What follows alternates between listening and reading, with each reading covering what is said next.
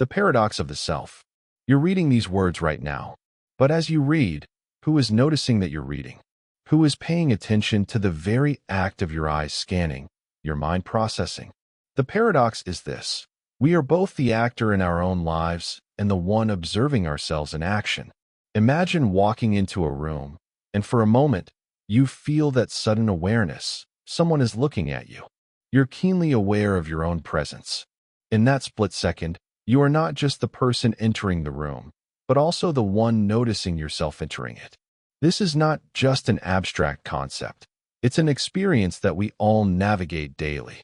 There are moments in life when we are fully engaged, absorbed in the task at hand, and others when we step back and observe ourselves from the outside. This dynamic plays a crucial role in shaping how we see ourselves, how we react to the world, and ultimately, how we live our lives. The ability to reflect on one's actions is a defining trait of human consciousness. In fact, self-awareness is a skill that has both empowered and burdened us. On one hand, it allows for introspection, self-improvement, and learning. On the other, it can cause us to become trapped in cycles of overthinking, doubt, or anxiety. The idea of being both the actor and the observer creates an ongoing tension, one that has puzzled philosophers, psychologists, and even neuroscientists for centuries. In everyday life, we experience this tension more often than we realize. Think about the times when you've spoken in front of a crowd, and suddenly, you're aware not just of the words leaving your mouth, but of how you're coming across. You can feel the heat of the spotlight, sense the judgment of unseen eyes, and before you know it, your mind switches from delivering your message to evaluating how it's being received. That shift from being the person doing the speaking to the one observing yourself in action can interrupt the natural flow of communication, pulling you out of the moment and into your head. Or consider when you hear your own voice recorded. It's a disorienting experience for most people. The voice you hear sounds foreign, almost like it's coming from someone else. You're suddenly both the one speaking and the one listening, and this creates a dissonance. It's as if there's a small, almost imperceptible distance between the self you present to the world and the self you experience internally. This paradox is not just about how we perceive ourselves externally. It extends deep into how we experience our own thoughts, memories, and emotions.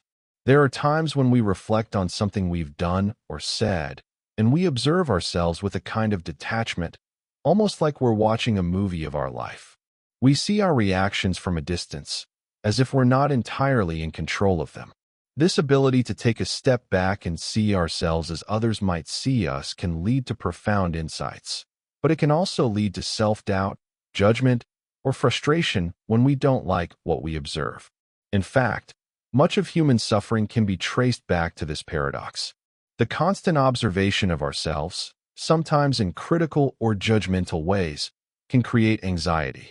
In our efforts to control how others perceive us, we may start to become overly aware of every move, every word, every gesture. And in doing so, we risk losing the authenticity of the moment, of who we truly are at our core. At the same time, this paradox is a gift. Our ability to observe ourselves is what allows us to grow, adapt, and change. It's how we learn from our mistakes, how we see the gaps between who we are and who we want to be. Without this self-awareness, growth would be impossible. We would be trapped in automatic behaviors, never questioning our actions, never learning from them. In many ways, our ability to be both the observed and the observer is what allows us to navigate the complexities of life. But the question remains, how can we be both the actor and the audience of our own lives? How can we move through the world, taking action and making choices, while also stepping back to observe ourselves with clarity and compassion? The tension between these roles can be both liberating and limiting. It can free us from destructive patterns of thought and behavior, but it can also trap us in a cycle of self-judgment that stifles growth. In the end, this paradox is not something that we can easily resolve. It's a dynamic that exists within each of us, constantly shifting. The key lies in learning to navigate it with grace.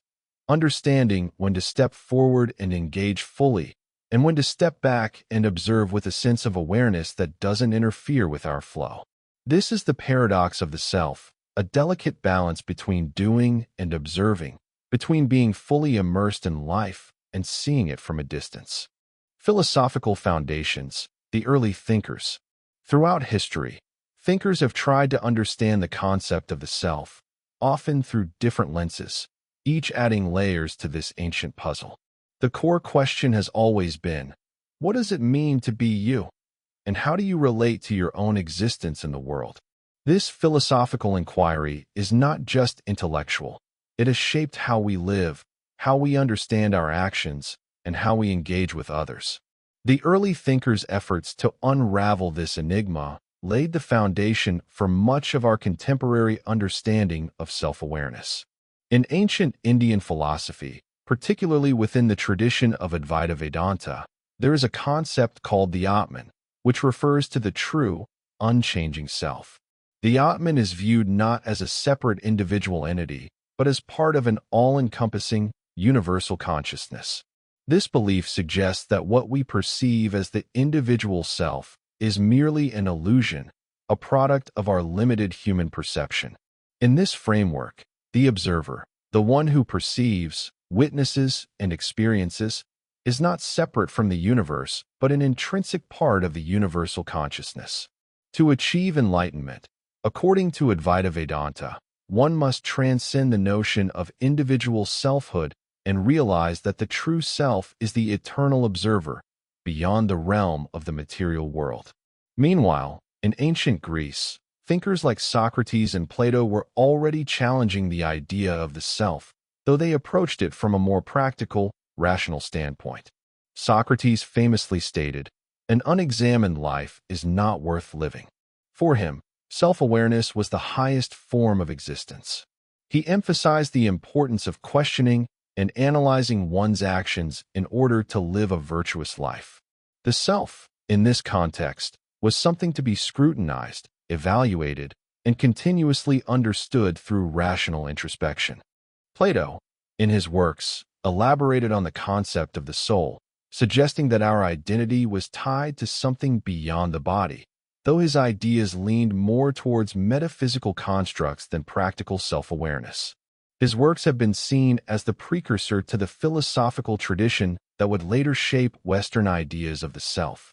However, the real breakthrough came in the early modern period, thanks to the work of René Descartes. Descartes famously said, "Cogito, ergo sum," I think, therefore I am. This groundbreaking statement shifted the focus of self-awareness from a metaphysical, soul-based approach to a more personal, intellectual one. Descartes proposed that the very act of thinking, doubting, or reflecting upon one's own existence was proof that one existed. The self, according to Descartes, is defined by consciousness itself. What made this significant was the division Descartes established between the mind and the body, positioning the mind, or the thinking thing, as the seat of the self.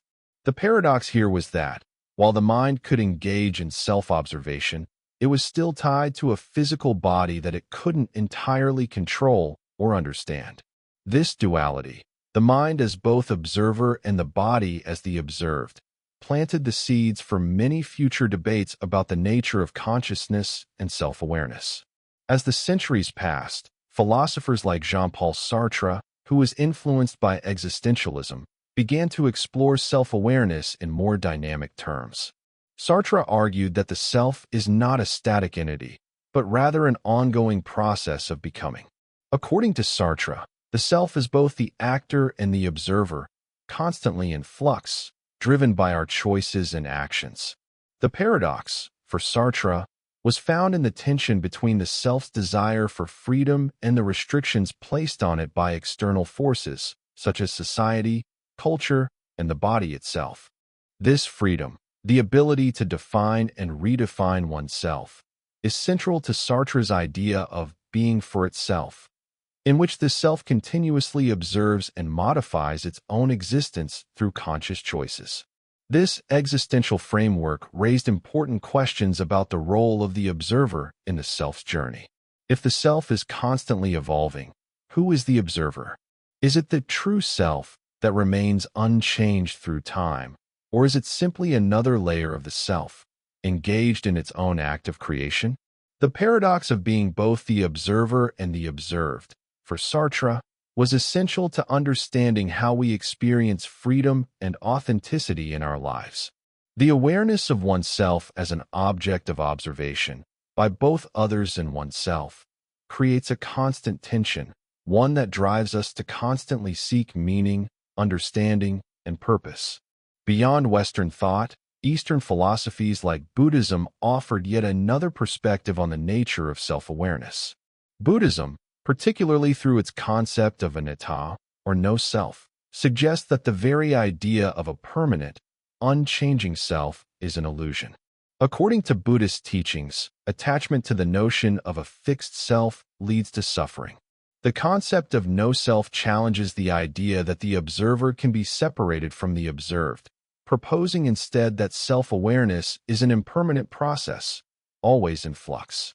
For Buddhists, the realization of this impermanence is the path to enlightenment, as it frees the individual from the chains of ego, allowing them to experience life more fully and without attachment.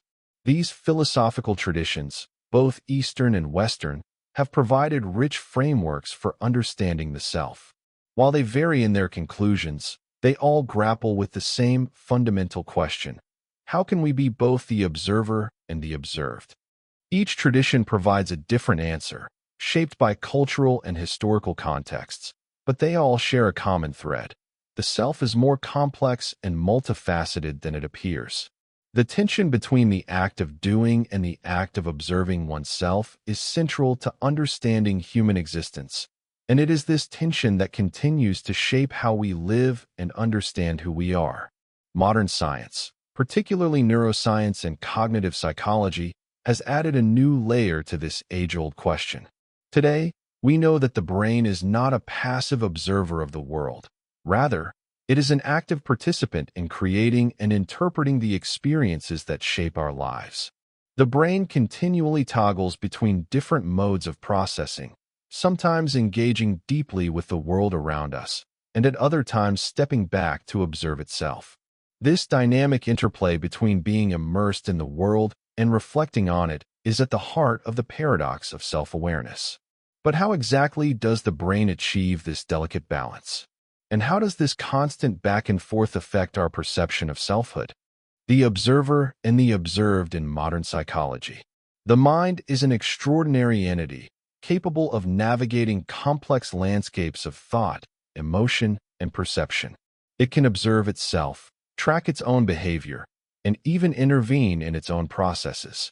This ability to engage in self-awareness, to step back and reflect on one's thoughts, actions, and experiences, has profound implications for our understanding of the self. The paradox lies not in our ability to observe, but in the fact that we, as humans, experience both the observer and the observed simultaneously. We live within this tension every moment of our lives, unaware of how deeply it shapes the way we interact with the world. Consider the simple act of walking down a busy street. You are actively engaged in the process. You take a step, lift your foot, place it down, and repeat. Yet, at the same time, you are aware of your surroundings.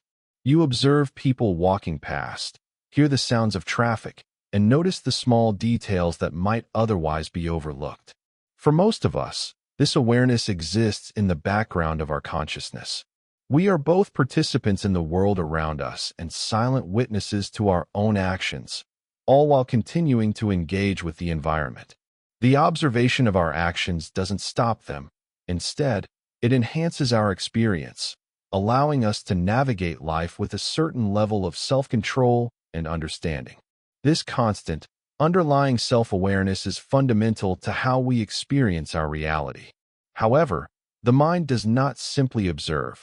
It also engages in a process known as meta-awareness. This is a higher-order form of awareness where the mind becomes conscious of itself being conscious.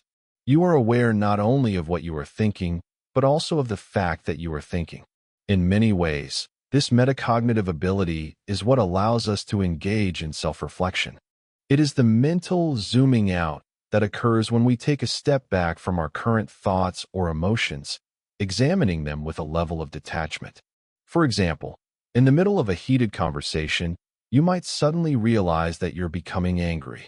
This realization doesn't stop the anger, but it enables you to assess it, understand it, and, in some cases, control it. The paradox here is that while we are actively experiencing emotions, we also have the capacity to detach and observe those emotions from a distance. The idea of the thinking self was first popularized by Descartes, who suggested that the act of thinking or doubting was proof of existence. Descartes argued that this ability to question, to step outside of one's own experience and reflect upon it, was the cornerstone of consciousness. But even he was aware that this self-observation was a double-edged sword. It creates a space between the person and their own experiences, a space that is necessary for critical thought, but also capable of distorting one's sense of self.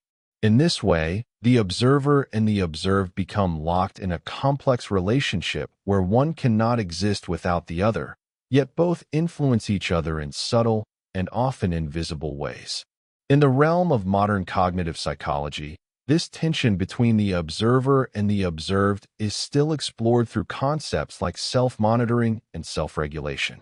These processes allow us to track our behaviors, emotions, and thoughts, and then adjust them according to our goals and the demands of our environment. For example, consider how you might modify your behavior when you're in a professional setting compared to when you're with close friends. In the first situation, you are acutely aware of how you are being perceived by others. In the second, while still aware of your behavior, your focus shifts away from how others perceive you and more toward the natural flow of conversation. This shift between these two modes, one focused on external observation and the other on internal engagement, illustrates how the observer role is constantly in flux, guiding our responses in different contexts. This continuous interplay between external perception and internal reflection doesn't just affect our conscious thoughts. It is also intricately linked to how we experience the world emotionally. Emotions themselves are subject to the same process of observation. We may feel anxious about a presentation, but the awareness of that anxiety allows us to engage with it differently. We may not eliminate the feeling, but by observing it, we can reframe it, perhaps finding ways to use it productively or even transforming it into excitement. In this sense, the ability to observe our emotions gives us a level of control over them, even when the feelings themselves may seem overwhelming or uncontrollable. This ability to step outside of oneself and observe emotions in real time is critical for personal growth. It allows us to process experiences, adapt, and ultimately learn from them. But it also introduces a level of complexity. For instance, when we observe our emotions from an overly critical or judgmental standpoint, we can enter a cycle of self-criticism that undermines our well-being. This is why the paradox of the self, the tension between being both the observer and the observed, can sometimes lead to inner conflict. The act of watching oneself can be both empowering and paralyzing, depending on how it is approached. In everyday life, the process of self-monitoring often operates below the surface. We are rarely conscious of the ways in which we are observing our own thoughts, behaviors, and emotions. Yet, this process is happening constantly, shaping our interactions, our self-perception, and even our decision-making. In the workplace, we constantly evaluate how we are performing, not only based on external feedback, but through our own internal assessment. We check in with ourselves to see if we're living up to our own standards, asking, "Am I doing a good job?" Or "How do I appear to others?" The answers to these questions are shaped not only by the feedback we receive from others, but also by the way we see ourselves as observers of our actions.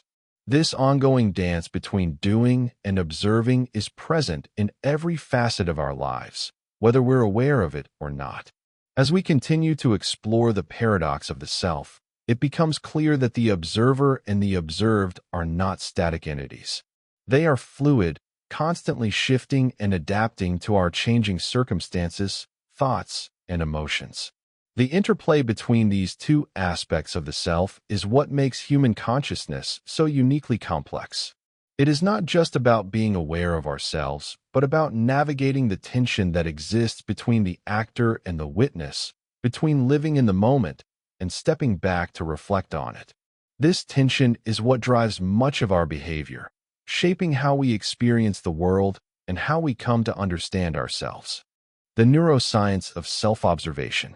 The human brain is a remarkable organ, capable of complex thought, emotion, and, perhaps most intriguingly, the ability to observe itself. Understanding how this self-observation occurs at the neurological level gives us a clearer picture of how the paradox of the self operates within our minds. The brain isn't just a passive receiver of sensory input.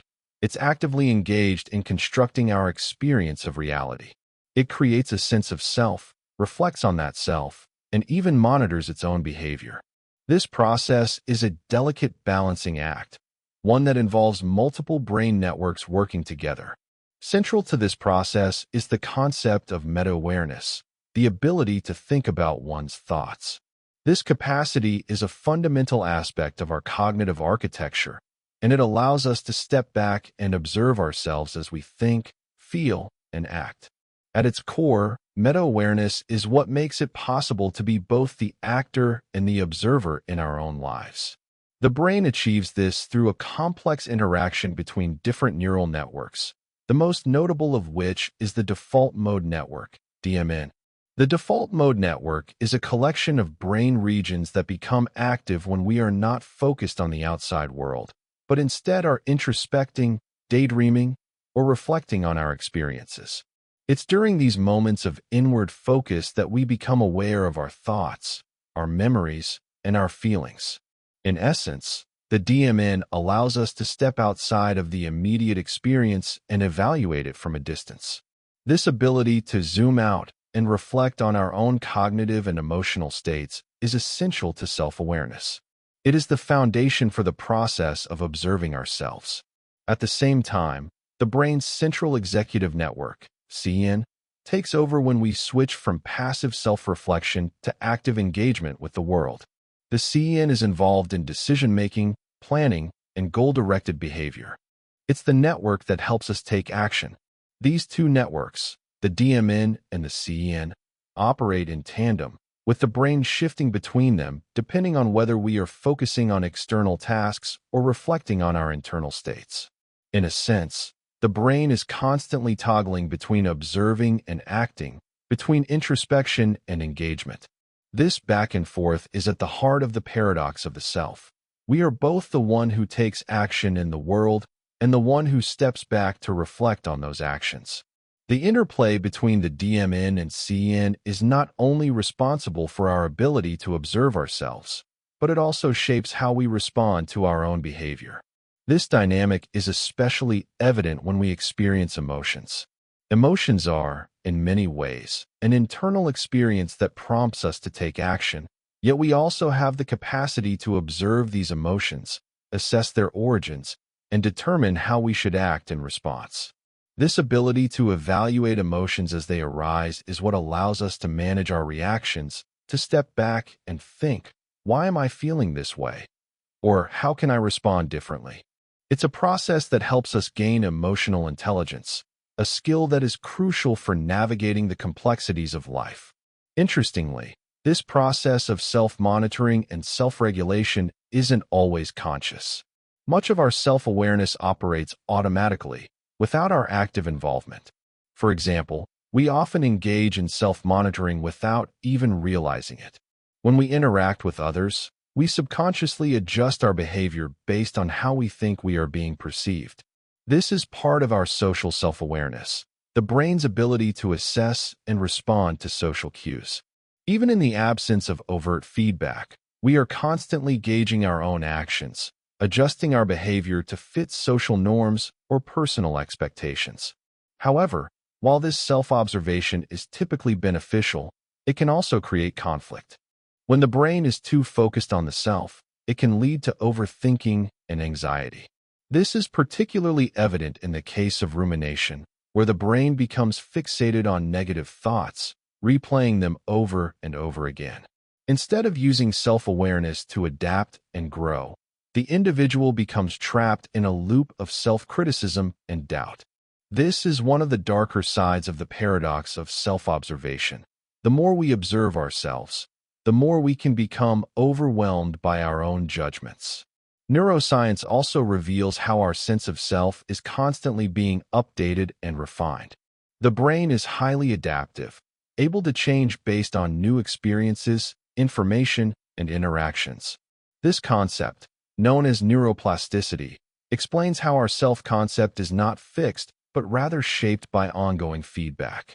The more we engage in self-reflection, the more our brain integrates these reflections into our overall self-image. This ability to reshape our understanding of ourselves based on new insights is one of the reasons why self-awareness can be such a powerful tool for personal growth.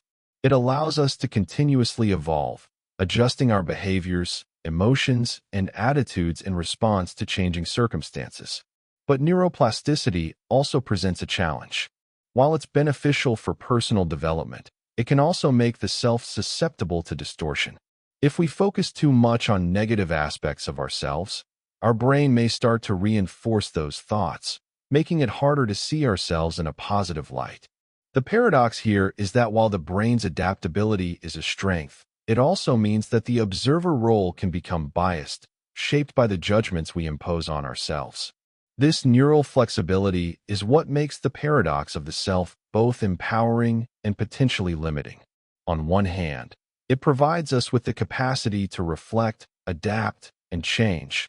On the other, it makes us vulnerable to becoming stuck in negative self-reflection.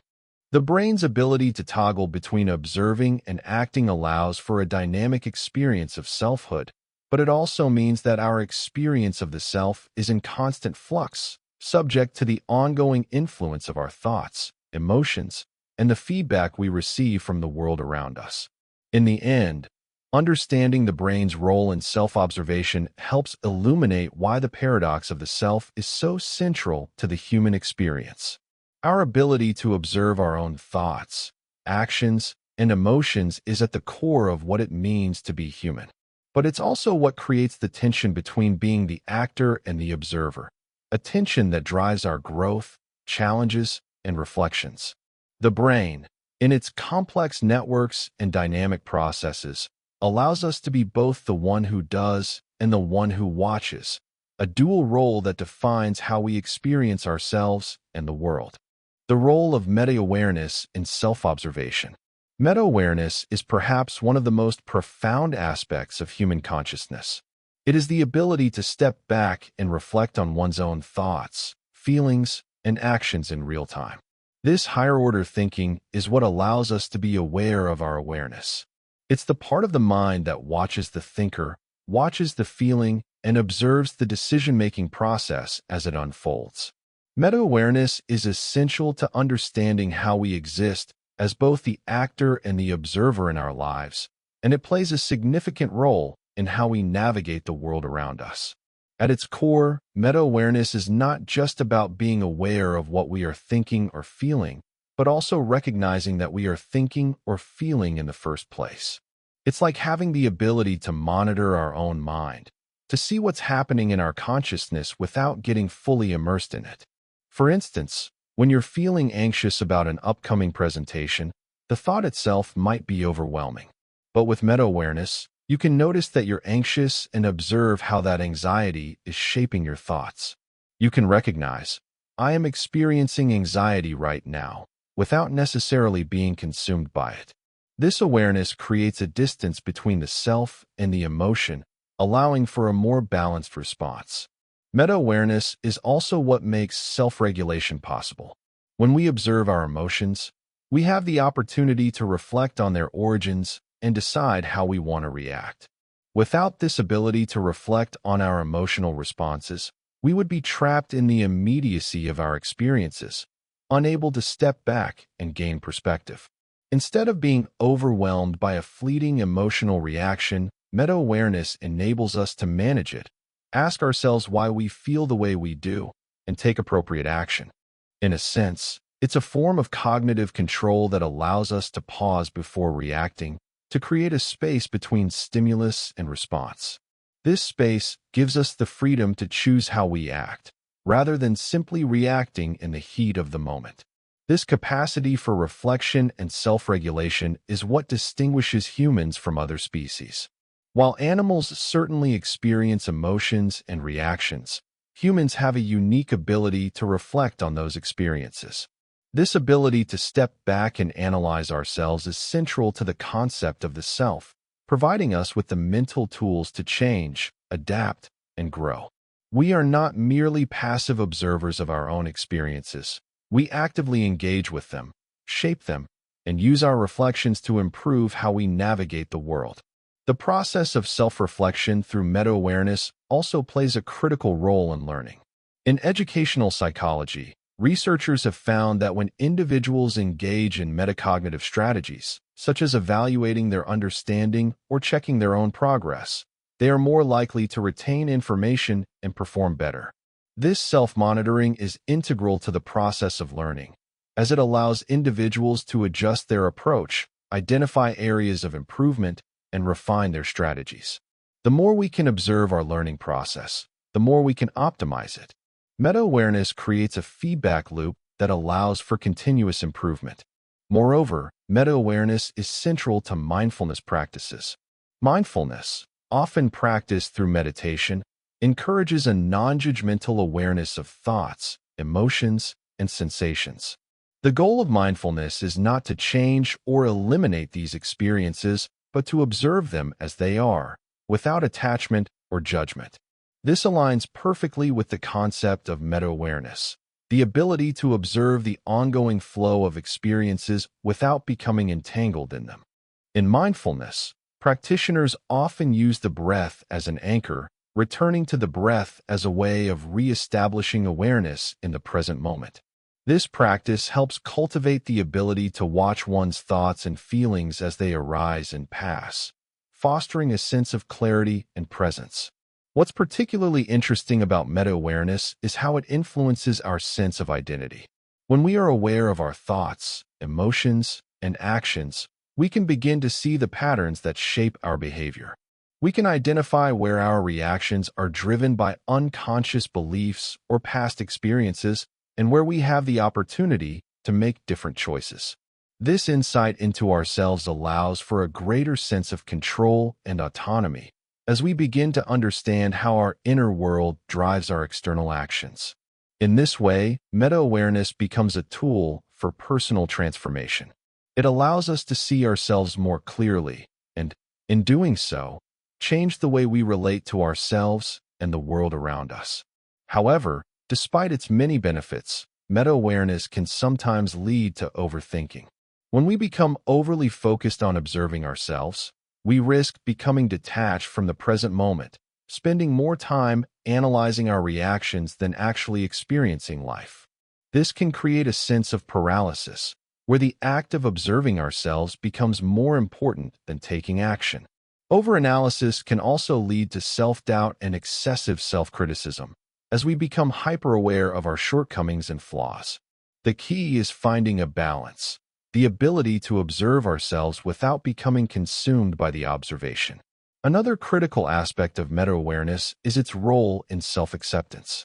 By observing our thoughts and feelings without judgment, we create space for self-compassion. When we can see our emotions as temporary and natural, rather than as something to be fixed or avoided, we reduce the tendency to criticize ourselves for feeling a certain way.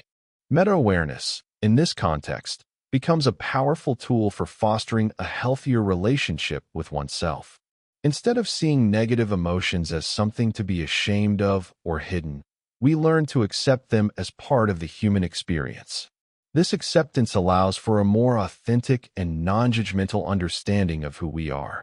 Ultimately, the ability to observe oneself through meta-awareness is a skill that enhances nearly every aspect of our lives.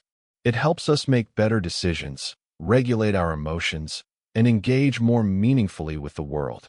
However, as with any tool, it must be used with care. Too much self-observation can create a sense of distance from the world, making it difficult to truly experience life. The goal is not to avoid self-observation, but to use it wisely, to become aware of our thoughts and feelings without becoming overly attached to them. In this way, meta-awareness can serve as a bridge between the self and the world, helping us navigate the paradox of being both the observer and the observed. Social self, how others shape our identity. As human beings, we are profoundly social creatures. From the moment we are born, we begin to interact with others, learning from and adapting to the people around us. This social context shapes who we are and how we understand ourselves. The paradox of being both the actor and the observer doesn't just exist within us in isolation. It's deeply influenced by the gaze of others. Our sense of self is not only built from within, but is also constructed through interactions with the outside world. The way others see us, and the way we perceive their perception of us, plays a significant role in the formation of our identity.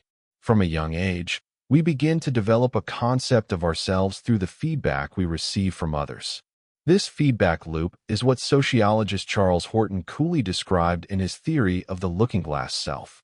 According to Cooley, our self-concept is shaped by three main components: how we imagine others perceive us, how we imagine others evaluate us, and how we feel about these evaluations.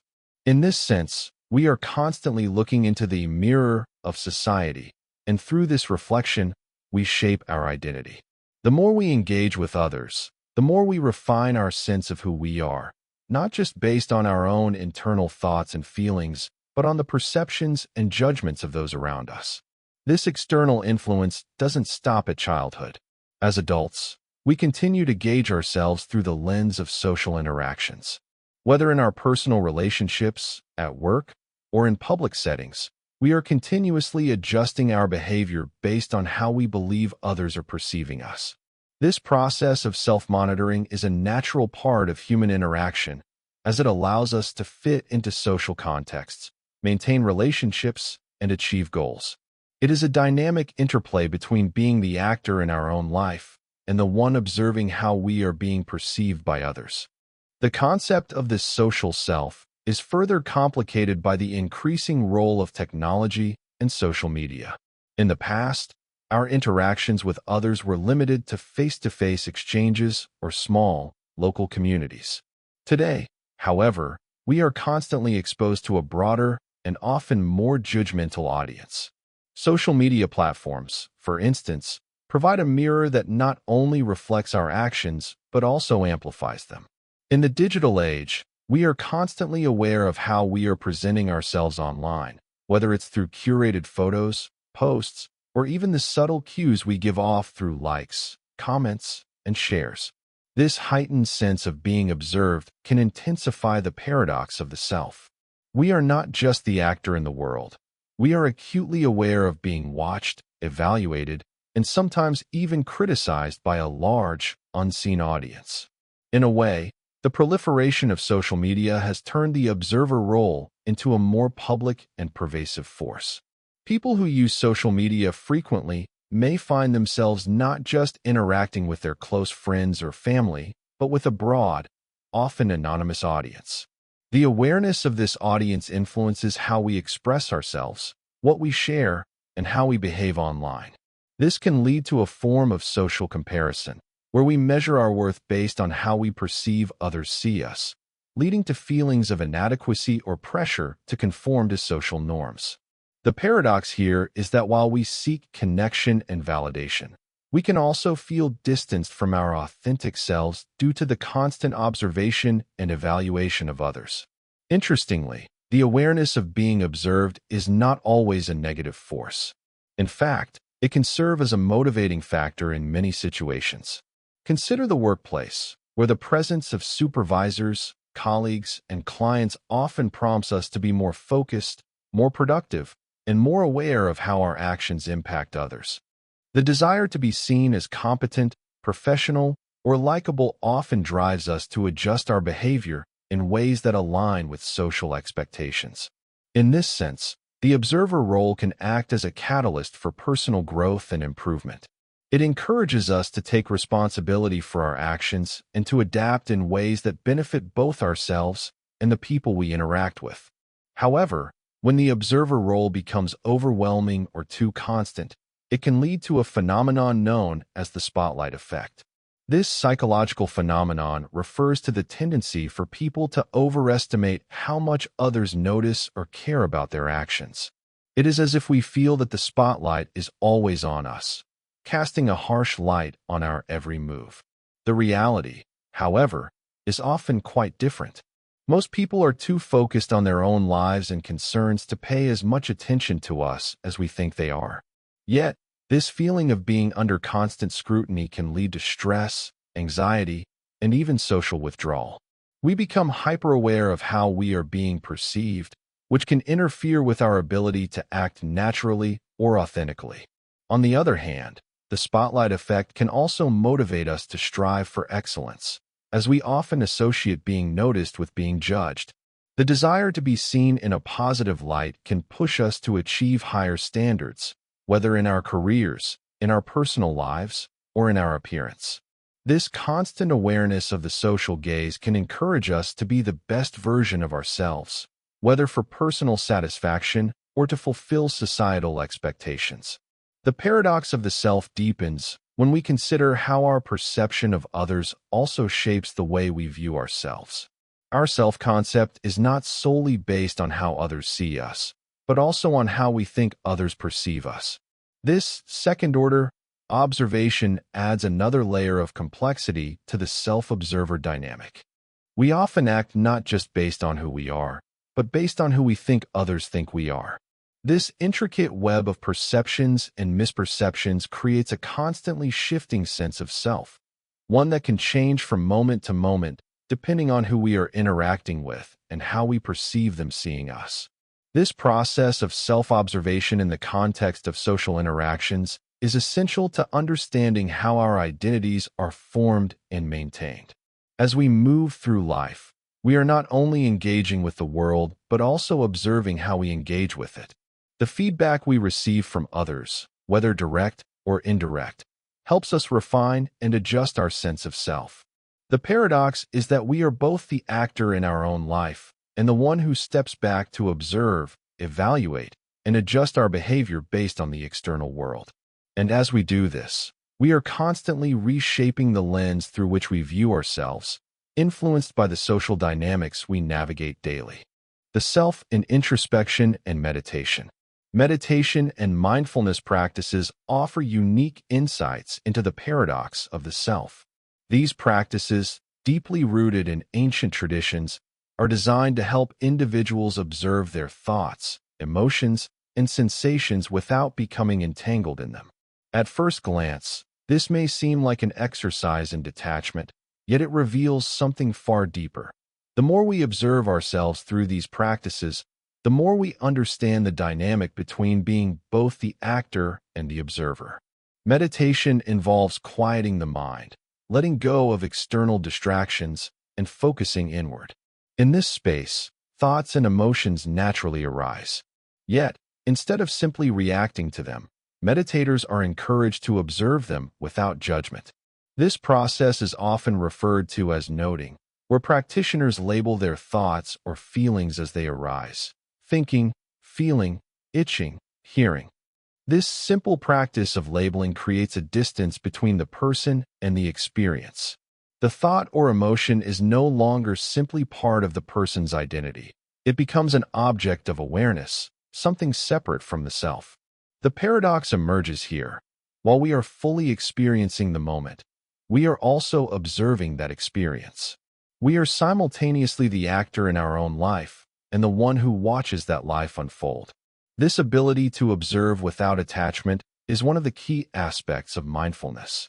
Mindfulness, as defined by Jon Kabat-Zinn, is the practice of paying attention on purpose, in the present moment, and without judgment.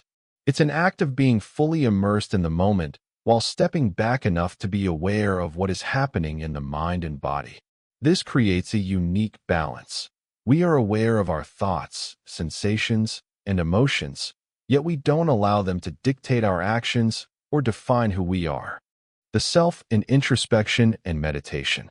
Meditation and mindfulness practices offer unique insights into the paradox of the self. These practices, deeply rooted in ancient traditions, are designed to help individuals observe their thoughts, emotions, and sensations without becoming entangled in them. At first glance, this may seem like an exercise in detachment, yet it reveals something far deeper.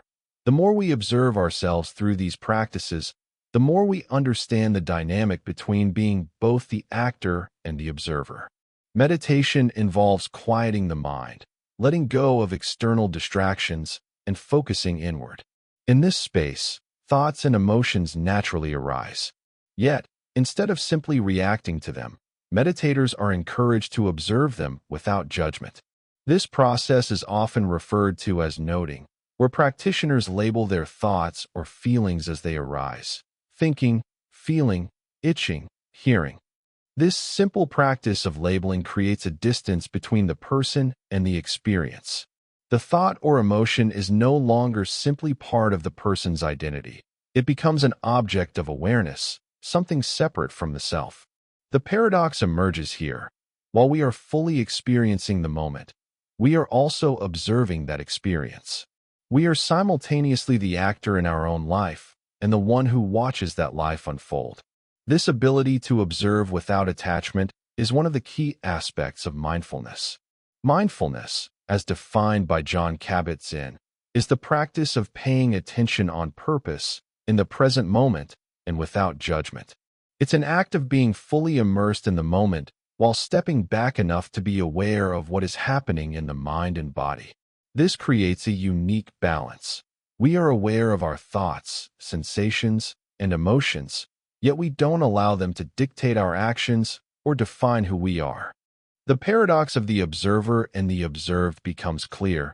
We are not simply our thoughts, emotions, or actions. We are the awareness that witnesses them.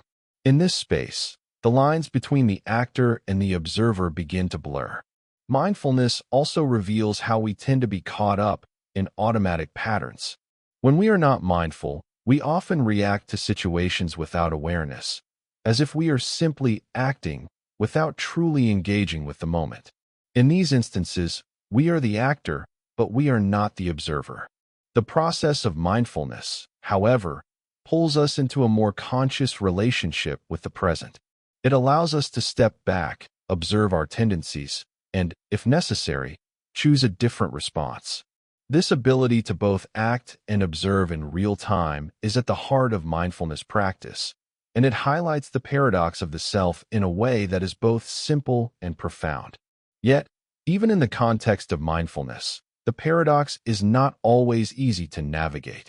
The more we observe, the more we may become aware of our thoughts and reactions, and this awareness can sometimes bring discomfort. For example, if you've ever tried to meditate and suddenly become hyper-aware of a physical sensation, such as an itch, you may have found that the more you observe it, the more intense it becomes. The act of observing can, at times, exacerbate the very thing you are observing. This paradox, the more we focus on something, the more it grows, is another layer of the dynamic between the observer and the observed. But this paradox is also a teacher. The more we observe, the more we come to understand how our minds work, how our attachments and aversions drive our behaviors. By witnessing our thoughts without getting caught up in them, we start to see them for what they truly are: transient and insubstantial. This understanding brings with it a sense of liberation, as we are no longer at the mercy of our own thoughts. Instead, we are free to choose how we respond to them, creating space between stimulus and reaction. Moreover, mindfulness teaches us to observe not only our thoughts, but also the world around us. In this practice, the paradox extends beyond the self. As we observe our surroundings with full presence, we begin to see the interconnectedness of all things. The observer is not separate from the observed, but is part of a larger, interdependent whole. This realization dissolves the boundaries between the self and the world, allowing us to experience life in a more integrated way. In this way, The paradox of the self, being both the observer and the observed, becomes a profound source of insight. Through meditation and mindfulness, we learn to engage with life not just as actors, but as conscious witnesses, observing and experiencing the flow of thoughts, emotions, and experiences with clarity and equanimity. The paradox doesn't need to be solved. It simply needs to be experienced. It is in the tension between the observer and the observed that we find deeper self-understanding and peace. The spotlight effect, why we think we're always being watched. The human tendency to believe that we are constantly being watched is a curious aspect of self-awareness. It's often referred to as the spotlight effect, a psychological phenomenon where we overestimate how much others notice or focus on us. It's as if we imagine ourselves under an ever-present spotlight, with the world watching every move we make. This belief is deeply rooted in our need for social validation, and it influences the way we think, behave, and perceive ourselves in social situations. But how much of this is real? And how much of it is an illusion, shaped by our own perceptions? The spotlight effect can be traced back to our evolutionary history. As social creatures, humans have always been sensitive to how others perceive us. Early on, our survival often depended on our ability to navigate complex social dynamics. The perception of status within a group, our ability to connect with others, and our social cohesion were all critical to our well-being. This sensitivity to social cues evolved into a heightened awareness of being observed. While this was advantageous in ensuring social alignment, it also led to an exaggerated sense of being under constant scrutiny. In modern times, the spotlight effect plays a role in everyday interactions. We find ourselves hyper-aware of how we come across to others, often interpreting subtle social cues as significant judgments. A simple glance or a slight change in someone's posture can trigger a sense of self-consciousness. We may find ourselves wondering, did I say something wrong? Or do they think I look foolish? The truth, however, is that most people are not paying as much attention to us as we believe. They are, after all, preoccupied with their own thoughts and concerns, often far more focused on their own behavior than ours. This perception that others are always watching can lead to anxiety, particularly in social situations. Individuals with social anxiety, for example, are especially susceptible to the spotlight effect. They may feel as if every action, no matter how small, is being scrutinized by everyone around them. This heightened awareness can be paralyzing, making it difficult to engage naturally in conversation or public speaking. The fear of judgment can cause a person to become so self-conscious that they may avoid social interactions altogether, reinforcing feelings of isolation and inadequacy.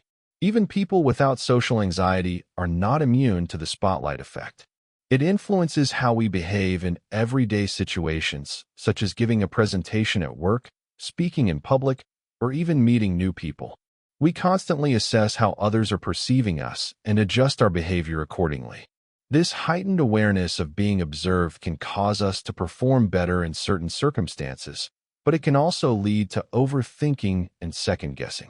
It can push us to seek perfection, fearing that anything less will result in judgment or disapproval. Interestingly, research has shown that the spotlight effect is more pronounced in situations where we feel uncertain or vulnerable. When we are out of our comfort zone, the perception of being watched becomes more intense. The more we care about how others perceive us, the more likely we are to feel as though we are the center of attention. However, when we feel confident and secure in ourselves, we are less likely to experience this heightened sense of being watched. It's almost as if we are less concerned with being judged when we feel certain of our own identity. Social media has amplified the spotlight effect in ways that were unimaginable even a few decades ago. With the rise of online platforms where millions of people can share their thoughts, images, and opinions, the sense of being observed is now constant. Social media creates a feedback loop where every post or image shared is subject to likes, comments, and scrutiny from others. We curate our online personas, aware of how others will perceive us, often striving for validation in the form of likes or shares.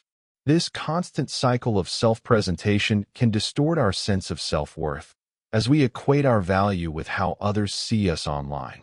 Moreover, the anonymity of the internet allows us to be both the observer and the observed in new and complex ways. On one hand, we carefully construct and present our digital selves, managing how we are perceived by others. On the other hand, we are constantly observing others, evaluating their posts, likes, and comments, which often leads to comparison. This social comparison can increase feelings of inadequacy or pressure, as we may believe that others are living more exciting or successful lives. This magnification of the spotlight effect in the digital age has led to a more heightened sense of being watched, even when we are alone behind a screen. Despite the overwhelming sense of being observed, the spotlight effect is largely an illusion. Research has consistently shown that people tend to pay far less attention to us than we think. In one experiment, participants were asked to wear a shirt with a large, noticeable image of Barry Manilow's face on it. They were then asked to estimate how many people would notice the shirt. The participants greatly overestimated the number of people who actually noticed. This experiment highlights how our internal spotlight can be far more intense than the actual attention we receive from others. In reality, people are often too focused on their own lives to scrutinize us as much as we assume they are. Understanding the spotlight effect can be liberating. Once we recognize that the sense of being constantly watched is mostly a product of our own perception, we can begin to reduce the pressure we place on ourselves. Instead of worrying about how others perceive us, we can focus more on how we want to engage with the world. The less we concern ourselves with the imagined gaze of others, the freer we become to express ourselves authentically. This shift in mindset can alleviate anxiety and foster a sense of self-acceptance, allowing us to navigate social situations with greater ease and confidence. In some ways, the spotlight effect serves as a reminder of our shared humanity. Everyone, at some point, has felt the discomfort of being observed or judged. By recognizing the commonality of this experience, we can begin to move past it. The key is not to eliminate the awareness of being observed, but to adjust our response to it. When we stop assuming that everyone is watching us, we can step into the world with a greater sense of freedom, unburdened by the weight of imagined judgment. The self in relationships, dynamic observer.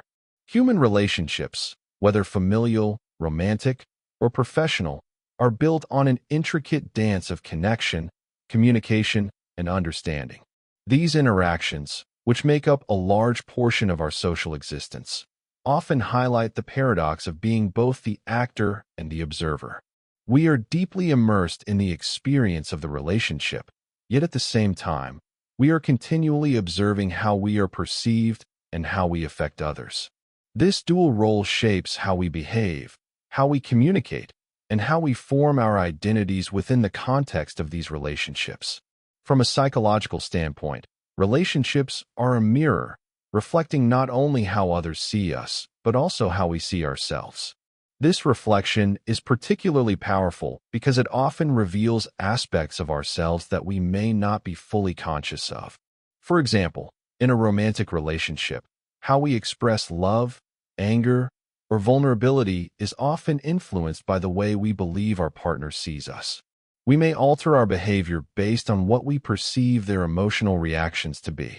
In this way, we are simultaneously the actor in the relationship, performing actions and making decisions, and the observer, monitoring how those actions are being received. This self-monitoring can create a subtle tension. In relationships, we may find ourselves acting in certain ways not only because we genuinely feel a particular emotion, but also because we anticipate how the other person will respond. We modify our actions in real time, adjusting our behavior to elicit the desired response. In some cases, this can be beneficial. For example, when we recognize that our partner is upset, we may choose to act with more empathy and understanding. However, when self-monitoring becomes excessive, it can interfere with genuine communication. The more we focus on how we are being perceived, the less authentic we may feel in the moment. This shift can lead to a feeling of detachment from our true selves, as we begin to prioritize the observation of others over the expression of our own thoughts and feelings. In professional relationships, the paradox becomes even more pronounced.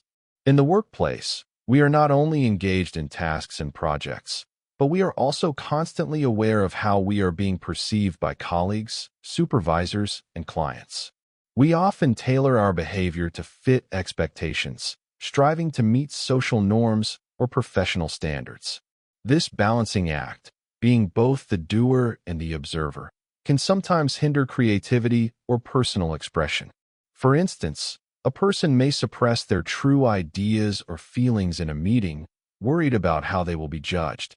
The desire to be seen in a certain light, competent, confident, or agreeable, can overshadow the need to be authentic.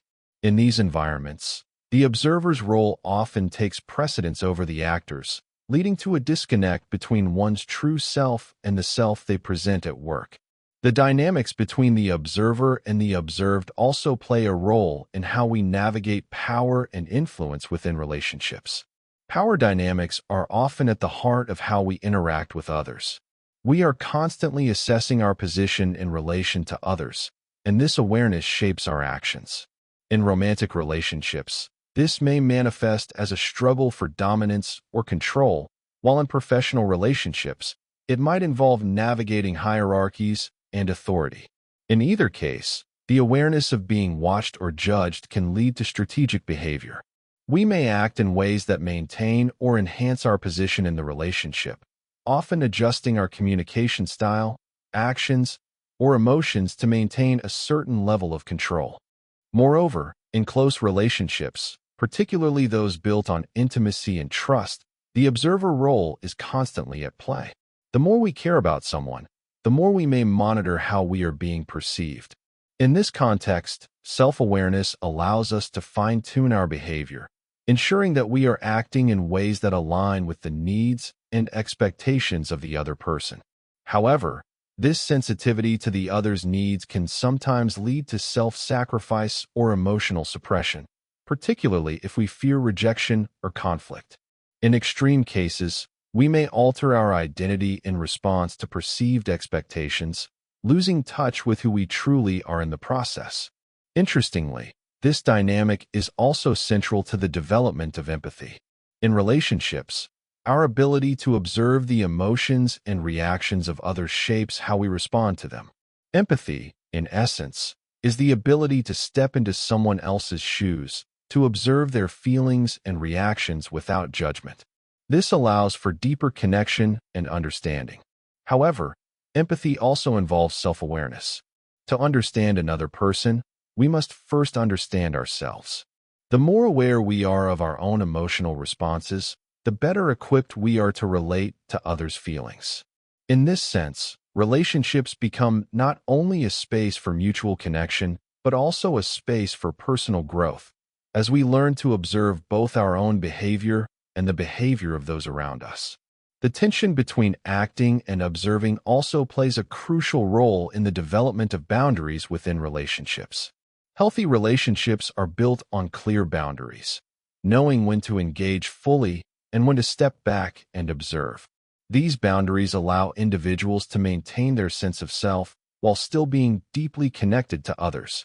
Without these boundaries, the observer role can become overbearing, as individuals may feel the need to monitor and adjust their behavior at all times, ultimately leading to burnout or resentment. The paradox here is that while being observant can enhance communication and connection, it can also cause a loss of personal autonomy if we become too focused on how we are being perceived. In family dynamics, the observer/observed relationship is similarly intricate. Parents, for example, are not only acting as caregivers and decision-makers, but also as models for their children. Children, in turn, observe and internalize the behavior of their parents, shaping their own understanding of how to act in the world. This relationship is a constant exchange of observation and action, where the parent both shapes and is shaped by the child's perception. The roles of observer and observed are fluid in these relationships, creating a dynamic system where influence is continually passed back and forth. Through all of these interactions, we see how the observer/observed dynamic is essential in shaping who we are in relation to others. Whether in personal, professional, or familial relationships, the awareness of how we are perceived affects how we engage with the world. The paradox here is that while the awareness of being observed can lead to self-censorship or performance, it also facilitates growth, empathy, and connection. It is in navigating this delicate balance that we come to understand not only our own identity, but also the identity we share with those around us. The danger of over-self-observation. Self-awareness is often seen as a positive trait, essential for personal growth, emotional intelligence, and self-regulation. However, when taken to an extreme, the act of observing oneself can turn from a tool for improvement into a source of inner conflict and distress. The paradox of the self takes a darker turn when the observer becomes overly focused on the observed, leading to a cycle of overthinking, self-criticism, and even emotional paralysis. This phenomenon, where the act of self-observation becomes counterproductive, is what we call the danger of over-self-observation. Over-self-observation occurs when we become so focused on evaluating ourselves that it hampers our ability to live freely and authentically. It's the mental loop of constantly scrutinizing every action, word, and gesture, as if there is an internal critic always watching and judging. While some level of self-monitoring is essential for growth, when it becomes excessive, it can create a distance between our actions and our true selves. Instead of being present in the moment, we become observers of our own behavior, trying to control it based on how we think it is being perceived. This can lead to a state of constant self-consciousness, where we are never truly engaged in what we are doing because we are too preoccupied with how we appear. A key element of this issue is the concept of rumination, the tendency to replay events in our minds over and over, analyzing every detail, often to the point of obsession. Rumination occurs when we become fixated on past actions, words, or mistakes, trying to understand every nuance or find fault with ourselves. This is a direct result of over-self-observation. Instead of letting go of the past and moving forward, we remain trapped in an endless cycle of self-evaluation, which can amplify feelings of regret, guilt, or self-doubt. For example, after a conversation with a friend, you might find yourself replaying every word, wondering if something you said came across the wrong way. In doing so, you lose sight of the present moment and the potential for authentic connection, caught up instead in a mental loop that only brings you further away from clarity. The psychological effects of over-self-observation are far-reaching. People who are highly self-aware can become particularly vulnerable to anxiety and depression, as they may constantly question their decisions and behaviors, second-guessing themselves at every turn.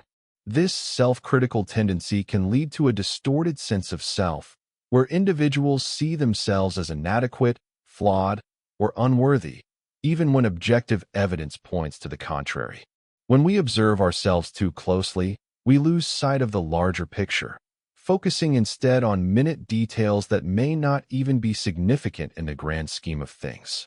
Additionally, the more we observe ourselves, the more likely we are to fall into the trap of perfectionism. This happens when the desire to constantly monitor and evaluate our actions leads to unrealistic expectations. We begin to believe that we should always be at our best, always in control, always acting in the perfect way. The pressure to meet these high standards can create a sense of failure when we inevitably fall short. This perfectionism can paralyze us, causing procrastination or avoidance of situations where we feel we might not live up to the ideal image we have created in our minds. Instead of embracing imperfection as part of the human experience, we become fixated on avoiding mistakes at all costs, which ultimately limits our growth. Moreover, over-self-observation can prevent us from being truly present in relationships.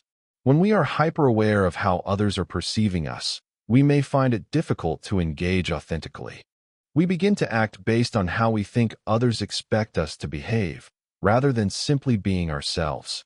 This performance can lead to feelings of disconnection and isolation, as we create an artificial self, one that is shaped by external judgment rather than internal truth. The more we try to curate our image, the less we are able to show up as our true selves, creating a barrier between us and those we wish to connect with. In some cases, over-self-observation can even lead to depersonalization, a psychological condition where individuals feel disconnected from themselves, as though they are observing their own lives from a distance. This can occur when the act of self-observation becomes so intense that the person no longer feels engaged with their own experiences.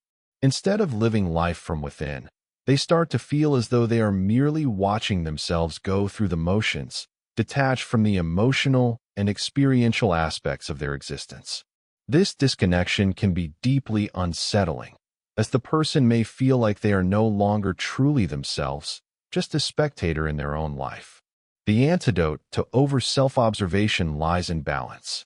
Self-awareness is a powerful tool, but it needs to be used wisely. Instead of constantly evaluating every aspect of our behavior, we must learn to focus on what matters most in the moment. We can acknowledge our thoughts and feelings without becoming overwhelmed by them. We can learn to observe ourselves with compassion, recognizing that imperfection is part of the human experience and does not diminish our worth. In relationships, this means being present with others, engaging in genuine connection without worrying about how we are being perceived. By practicing mindfulness and acceptance, we can create a healthier dynamic between the observer and the observed, one that allows us to live with greater ease and authenticity. The danger of over-self-observation is a real and pervasive issue in modern life. It prevents us from fully engaging with the world around us and distorts our sense of self. While it's important to maintain self-awareness, it's equally important to give ourselves the freedom to act, to make mistakes, and to be imperfect. The key to navigating the paradox of self-observation is learning to strike a balance, observing ourselves without becoming trapped in a cycle of self-criticism and judgment. Only then can we truly embrace who we are and fully experience life as it unfolds. The paradox in creativity. When self-observation fuels creation, creativity is often celebrated as a realm where the mind flows freely, where ideas emerge spontaneously, and where the barriers between thought and action dissolve. Yet, creativity is also a complex interplay between expression and self-awareness. The paradox of the self emerges prominently in creative processes, where the act of observing oneself can both hinder and enhance the flow of ideas.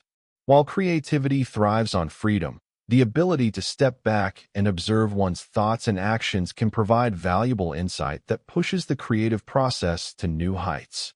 The first challenge of creativity is the tension between allowing ideas to flow and maintaining a level of self-awareness that can guide and refine them. Many creative individuals struggle with this balance. On one hand, there is the desire to lose oneself in the creative act, to be so absorbed in the process that the distinction between the creator and the creation fades away. This is often referred to as the flow state, a mental state where a person is fully immersed in an activity, experiencing a sense of effortless engagement and timelessness. In this state, the self disappears. The individual is no longer an observer of their actions, but is fully present within them. However, without the capacity to step back and observe the process, creativity can become unfocused or meandering. This is where the paradox of the observer and the observed plays a crucial role. Self-observation in creativity allows the artist, writer, or thinker to assess what is working and what isn't. It provides the critical eye needed to refine ideas and make necessary adjustments. In fact, it is often the ability to notice small imperfections or opportunities within one's work that sparks further innovation. The more we observe our creative processes, the more we can recognize patterns, discover new directions, and ultimately improve the work at hand. This balance is evident in many creative disciplines. For instance, In writing, a writer might start with an idea that flows naturally, but will eventually pause to assess whether the narrative is coherent, the themes are being effectively communicated, and the characters are fully developed. This act of observing, of taking a step back from the flow of creativity, is necessary to ensure that the creative output aligns with the desired outcome. Without this observation, a writer could remain lost in the spontaneity of creation without ever reaching a satisfying conclusion. Similarly, in visual arts, artists often oscillate between periods of intense immersion in their work and moments of critical evaluation. An artist may lose themselves in the process of painting, allowing the brush to flow freely across the canvas, but then take a step back to assess the overall composition, balance, and impact of the piece. This cyclical process of creating and observing is what drives artistic refinement. Without stepping outside of their work to observe it, the artist would lack the perspective needed to make necessary adjustments and elevate the final product. In music, the creative process often involves a similar dynamic.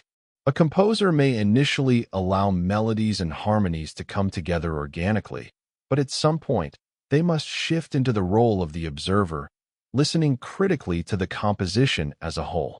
They may ask themselves, is this melody too repetitive? Is there a dynamic shift that could add more depth? Does the piece evoke the intended emotion? These questions are part of the self-observation that allows the composer to refine the work, ensuring that the music resonates with its intended audience. The paradox becomes even more complex when we consider the role of self-doubt in the creative process. Many creative individuals struggle with imposter syndrome, the feeling that their work is not good enough or that they are somehow unworthy of their creative achievements. This feeling is often exacerbated by the constant observation of one's own work. As the creator, you are intimately involved in the process, but you are also the observer, critically analyzing every detail. This dual role can lead to internal conflict. The act of self-observation can transform into self-criticism, where the creator becomes their own harshest judge, doubting their abilities and questioning their work. However, this self-criticism isn't necessarily a barrier to creativity. In fact, it can be a powerful motivator. The awareness that one's work may not be perfect can push the creator to strive for improvement, to experiment, and to take risks. It is the tension between creation and observation, between expression and refinement, that often leads to the most innovative and impactful works of art. The paradox here is that while self-doubt and observation can inhibit action, they can also serve as the fuel for creativity, driving the artist to push beyond their comfort zones and achieve greater heights. Interestingly, the act of observing oneself during the creative process can also lead to a sense of liberation. When we recognize that creativity is not about achieving perfection, but about expressing our true selves, we allow ourselves to step away from the need for approval or validation. This shift in perspective allows the artist to embrace imperfections as part of the creative journey. The observer becomes less critical and more compassionate, enabling the creative individual to take risks without fear of failure. This balance between creation and observation opens up new possibilities and allows the creative process to unfold with greater freedom. In many ways, creativity thrives on tension. The paradox of being both the actor and the observer creates a dynamic system where the creator is constantly adjusting, reflecting, and refining their work. This process is not linear. It's a constant ebb and flow, a dance between immersion and detachment, action and observation. The more we understand this paradox, the more we can embrace both aspects of the self. By stepping back to observe our own work with compassion and clarity, we open the door to deeper creative insight and personal expression. The observer doesn't need to control or judge the process. Rather, they simply need to be present, allowing the creation to unfold naturally while offering guidance when needed.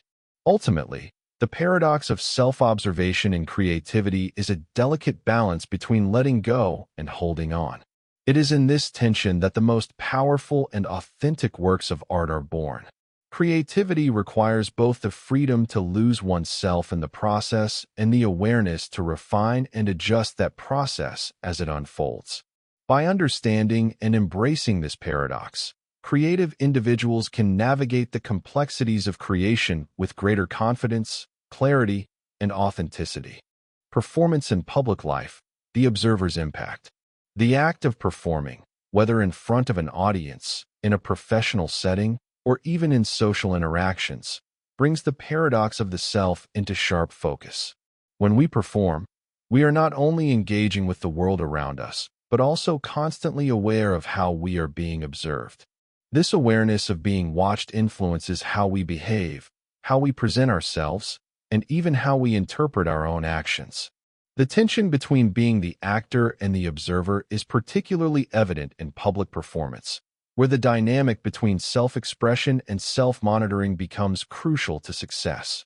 In public speaking, for example, the performer must balance the natural flow of communication with the awareness of how they are perceived. The ability to engage with the audience, to be present in the moment, is essential for a successful presentation. However, this ability is tempered by the knowledge that the audience is judging every word, every gesture, every pause. A speaker must constantly navigate the fine line between delivering their message authentically and monitoring how it is being received. The paradox arises here.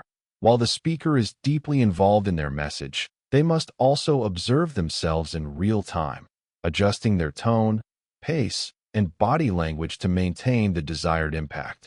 This dual role of actor and observer is not limited to public speaking. It extends to any form of performance.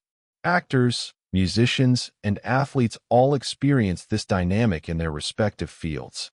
In each case, the individual must become fully immersed in their craft, while simultaneously being aware of how their performance is being perceived by others. This dual awareness creates a heightened level of pressure, as the performer is not only focused on their own actions, but also on the reactions of those observing them. The more successful the performance, the less the performer is aware of the audience's gaze, and the more they are absorbed in the activity. However, this doesn't eliminate the observer role entirely. Even in the most fluid performances, there is an underlying awareness of the audience, shaping the performer's behavior. For athletes, the pressure to perform in front of spectators can be particularly intense. The awareness that others are watching, judging, and sometimes even betting on their success can create a mental burden. Yet, it's this very awareness that can fuel an athlete's motivation, pushing them to perform at their best. This tension between focusing on the task at hand and observing how one is being evaluated is central to high-level performance. Athletes often describe moments of intense focus where they lose themselves in the game, yet still remain aware of the crowd's energy, their coach's expectations, and their own performance metrics. This ability to balance engagement and observation is a key factor in athletic success. Interestingly, the public sphere has evolved in such a way that individuals are constantly performing in front of an invisible audience, thanks to social media. Social media platforms have transformed daily life into a constant stage, where we curate and present our lives for public consumption. Every post, comment, or image shared is subject to the judgment of others, creating an ever-present awareness of being observed. This constant performance is not limited to influencers or public figures. Anyone with access to social media is now performing in some capacity. Whether we are sharing a vacation photo or commenting on a trending topic, we are aware of how others will perceive us. This heightened self-awareness can lead to a sense of disconnection, as we prioritize how we are seen over simply experiencing life as it unfolds. The pressure of this performance in the digital age can be overwhelming. The desire to be liked, admired, or validated by others can drive us to craft a version of ourselves that aligns with external expectations. We may choose to post pictures of our achievements, our happiest moments, and our most polished selves, while concealing the messiness of real life. This curated performance creates a gap between the self we project and the self we experience, leading to feelings of inadequacy when our actual lives don't match the idealized image we present online. The paradox of being both the actor and the observer becomes especially pronounced here, as we perform for an audience that exists in the abstract, constantly gauging our worth based on likes, comments, and shares.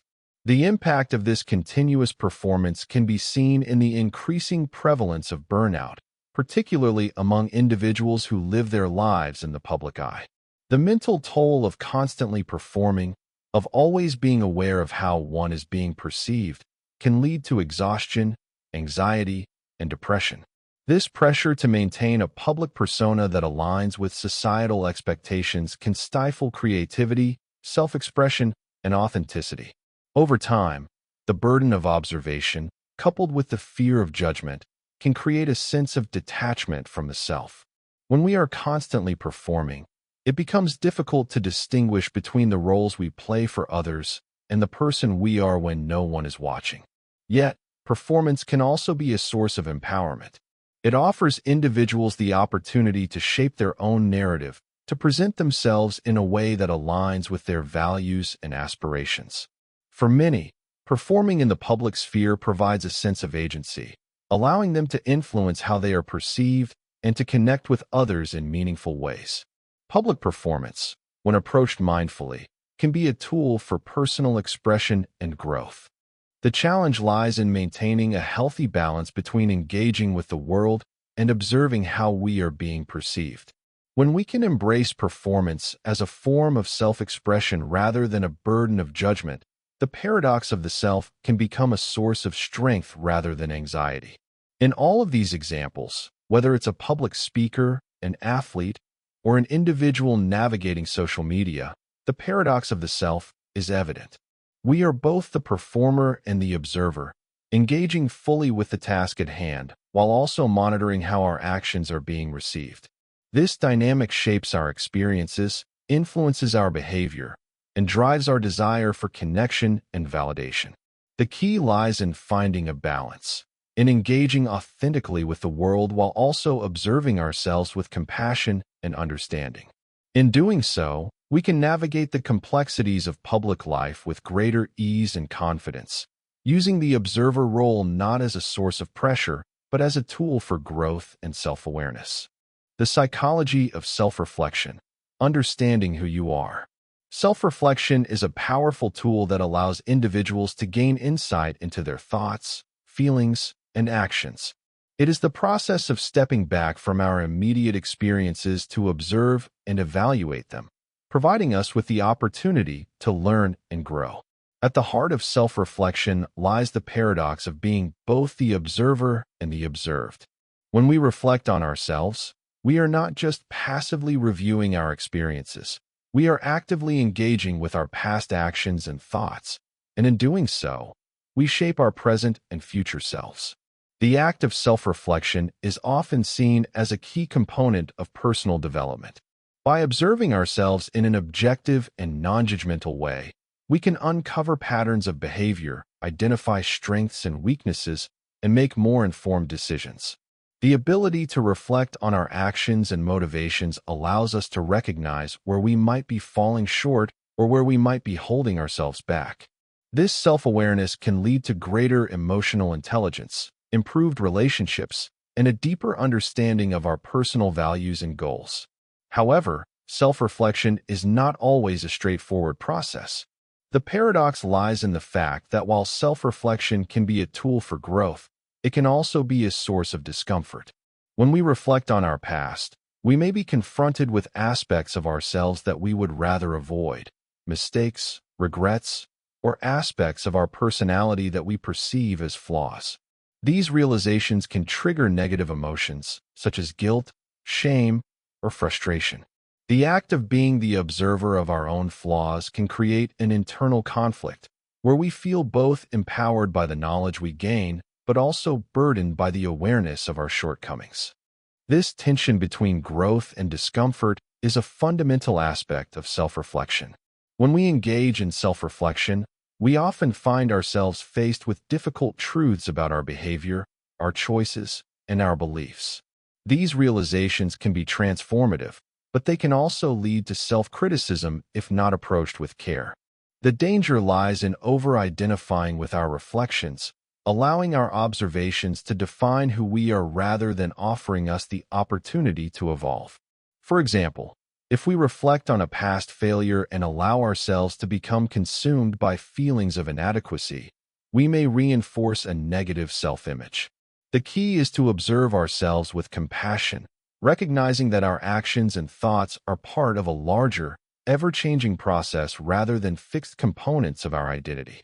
Moreover, the process of self-reflection is influenced by the lens through which we view ourselves. Our self-perception is often shaped by external factors, the feedback we receive from others, societal expectations, and our past experiences. These external influences can impact how we reflect on ourselves, leading us to either focus on our perceived flaws or our strengths. This is where the paradox becomes particularly relevant. Our self-awareness is shaped by both internal and external forces, and the way we observe ourselves can either promote growth or hinder it, depending on the perspective we adopt. In the context of self-reflection, the observer role can sometimes become distorted. For instance, we may find ourselves overly focused on how others perceive us, leading to a self-reflection that is more about validation than understanding. When we reflect on our actions or feelings based on how we think others will view them, we may lose touch with our true selves. This external orientation of self-reflection can lead to a sense of disconnection, where we are no longer in tune with our own needs and desires, but are instead shaped by the judgments and expectations of others. The challenge, then, is to cultivate a self-reflection that is authentic, not driven by the desire for external approval, but rooted in a deeper understanding of who we are and what we truly want. Self-reflection also plays a significant role in decision-making. When we reflect on our past experiences, we can use that insight to inform our future choices. By observing the patterns of behavior that have led to success or failure, we can make more informed decisions moving forward. This reflective process allows us to avoid repeating past mistakes, identify opportunities for growth, and align our actions with our values. However, the act of self-reflection can sometimes lead to overthinking, where we become paralyzed by the multitude of potential outcomes. The more we reflect, the more we can second-guess our decisions, creating a cycle of indecision and self-doubt. In relationships, self-reflection is a powerful tool for improving communication and understanding. By reflecting on our actions and reactions, we can gain insight into how we impact others and how we can adjust our behavior to foster healthier, more fulfilling relationships. This process of self-reflection allows us to recognize when we are projecting our own insecurities onto others, when we are reacting defensively, or when we are shutting down emotionally. By observing ourselves in relation to others, we can break down barriers to communication and create more authentic connections. However, if self-reflection is done from a place of judgment or criticism, it can create distance between us and those we care about, leading to misunderstandings or resentment. The paradox of self-reflection also extends to how we navigate our goals and aspirations. On one hand, self-reflection allows us to set meaningful goals, align our actions with our values, and track our progress over time. On the other hand, it can create pressure to be perfect, to constantly improve, and to achieve an idealized version of success. The more we reflect on our goals, the more we may feel the weight of expectation, both from ourselves and others. This can lead to burnout, frustration, or a sense of inadequacy if we fail to meet the standards we've set for ourselves. The key, again, is to approach self-reflection with balance, to observe our progress without becoming overwhelmed by the desire to be perfect. Ultimately, self-reflection is a dynamic and ongoing process.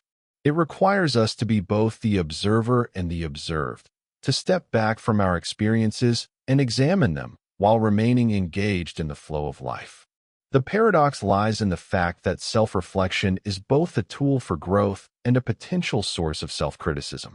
It can lead to greater self-awareness and personal growth when practiced with compassion and understanding, but it can also limit us when we become overly focused on perfection or external validation.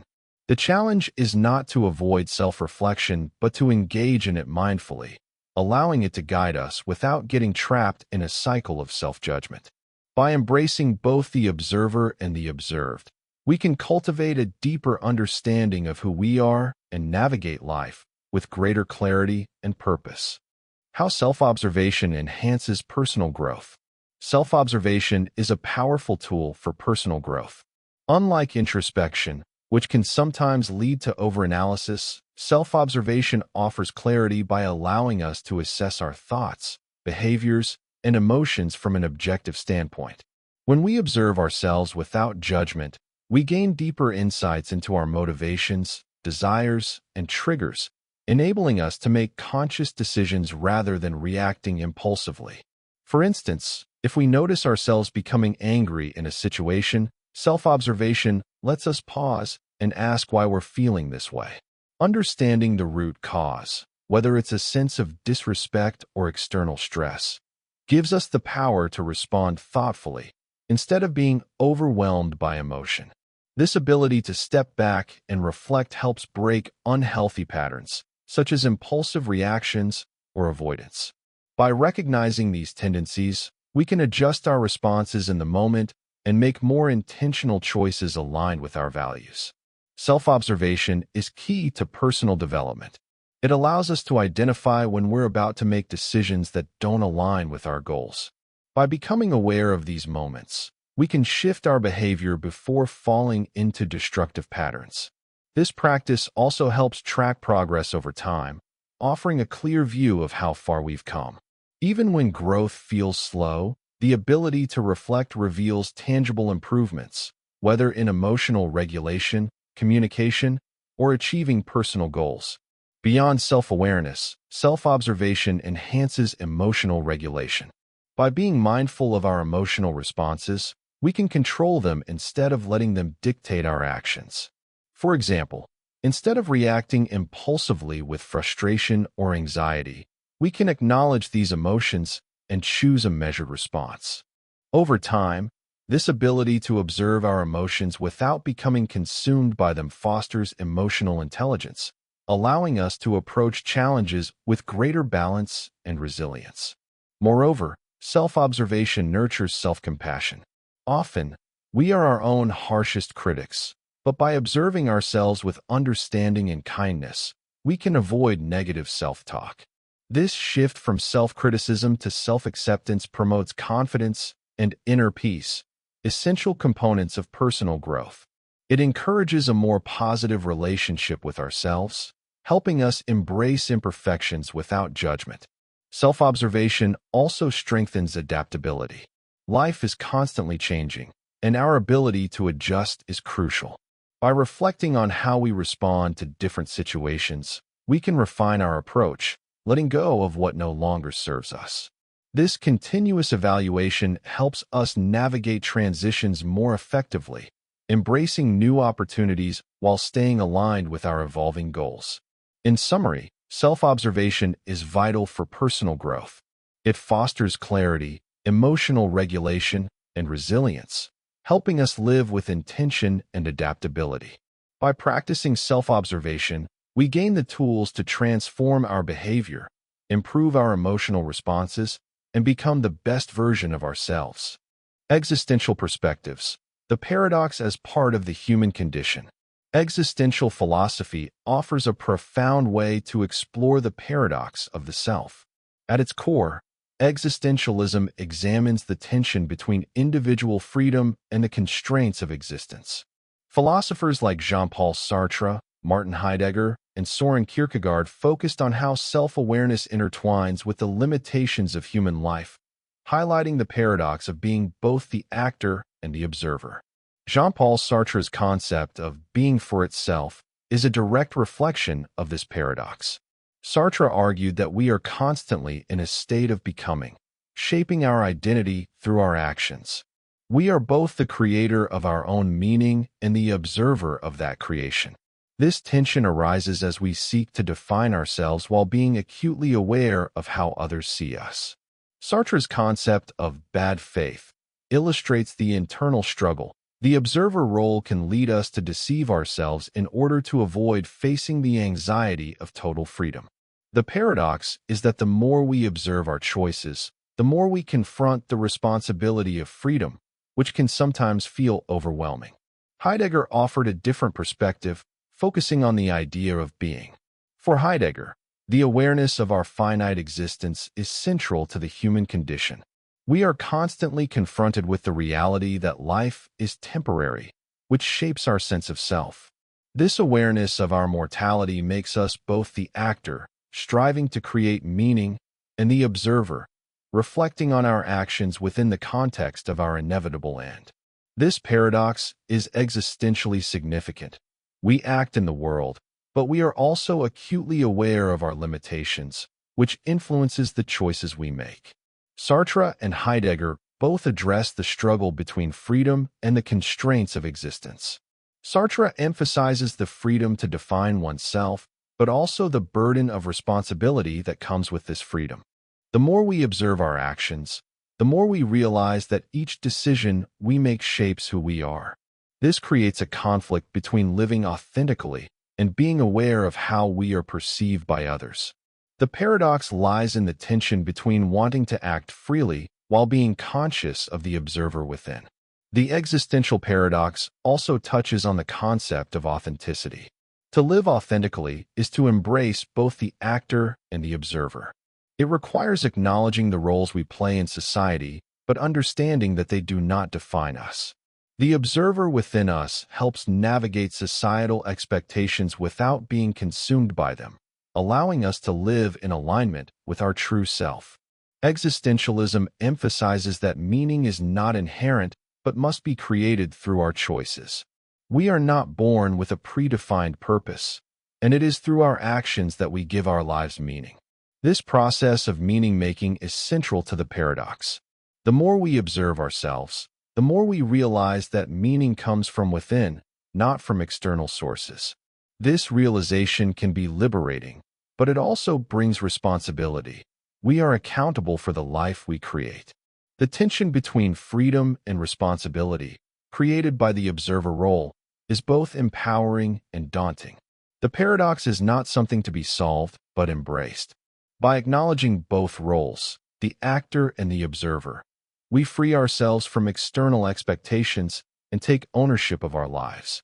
The observer role is not judgmental but understanding, allowing us to navigate existence with awareness and authenticity.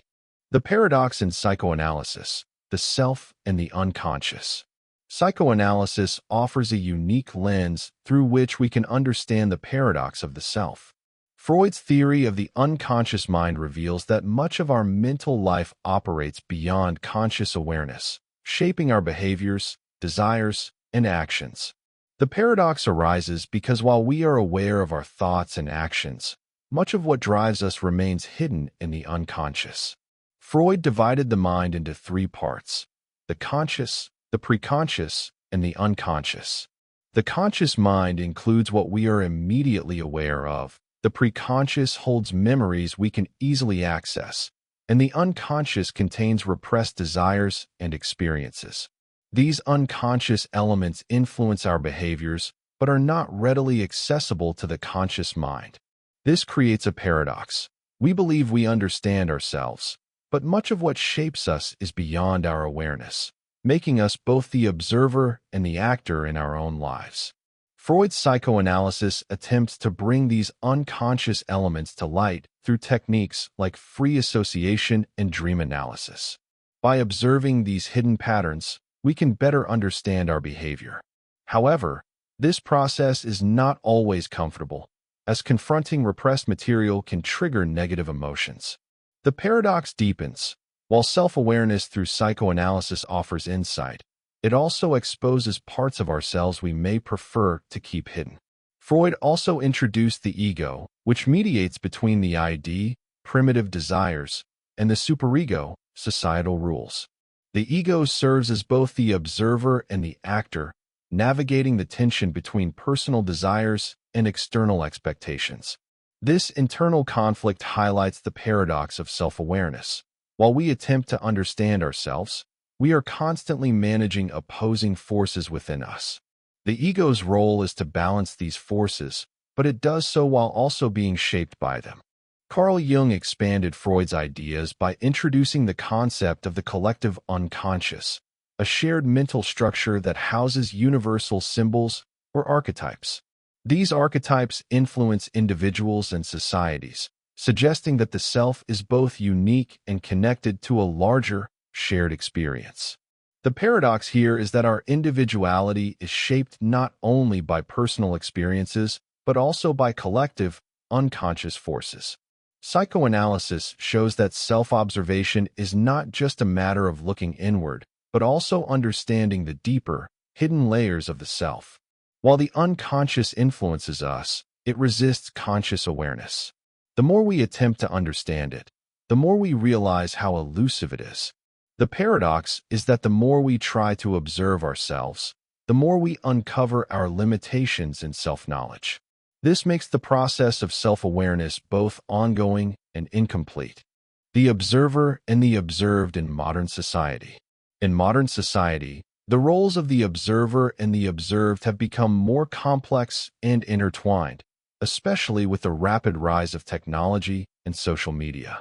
The paradox of self-awareness plays out on a grand scale, where not only are individuals constantly observing themselves, but they are also aware that they are being observed by others, sometimes at all times.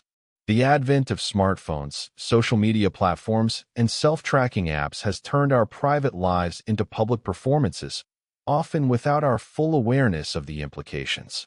One of the most striking aspects of this new era is the constant surveillance we are under, both self-imposed and externally imposed. Technology has made it possible to track and record every aspect of our lives, from the steps we take to the words we speak. Social media, for example, allows us to present carefully curated versions of ourselves to the world, making us both the actor and the observer. We are not just living our lives, but constantly documenting, editing, and presenting them for public consumption. Whether it's a status update on Facebook, a tweet on Twitter, or a photo on Instagram, we are acutely aware of the gaze of others as we create content. The paradox intensifies. While we are the ones performing in front of an audience, we are also hyper-aware of how we are being perceived, shaping our behavior accordingly.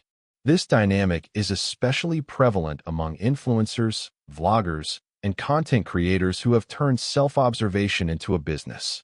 The act of self-branding has transformed from an occasional personal endeavor to a full-time job for many. These individuals craft their online personas meticulously, observing their audience's reactions to tweak their behavior for maximum engagement.